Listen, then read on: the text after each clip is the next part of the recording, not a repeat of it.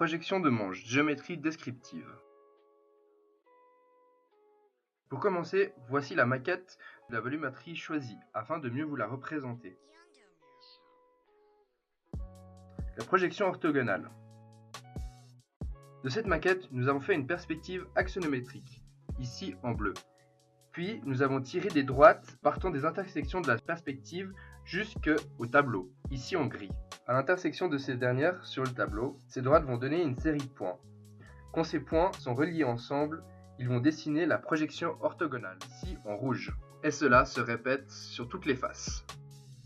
Pour mieux vous représenter les projections orthogonales, nous allons développer la volumétrie que forment les tableaux. Ici, l'axe X va pivoter sur l'axe Z, et ici, l'axe X va pivoter sur l'axe Y, ce qui va nous donner la projection orthogonale des trois faces.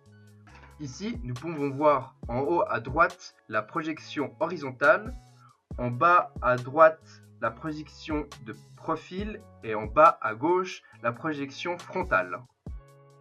La projection de Monge ou épure. Premièrement, la projection de Monge est une façon spécifique de disposer les trois projections orthogonales sur deux axes, XY et XZ. Cela a pour but de faciliter la compréhension et le traçage d'une projection orthogonale, et donc d'une volumétrie. Après avoir dessiné l'axe XY qui représente la ligne de terre, l'axe XZ est la bisectrice de l'angle XY ou la bisectrice de l'angle XX qui représente K, on doit placer la projection horizontale en dessous du XY, donc en dessous de la ligne de terre, à équidistance des axes. Deuxièmement, il faut tirer les droites verticales de chaque intersection de la projection horizontale, puis tracer les droites horizontales jusqu'à l'intersection de la droite K où les droites poursuivent leur tracé à la verticale.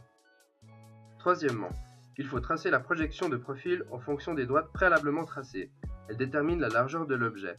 Pour la hauteur, il faut prendre les mesures de l'objet. Pour la quatrième étape, tracer les droites horizontales des intersections de la projection de profil. Cinquièmement, tracer comme précédemment la projection frontale à équidistance des axes XY et ZX.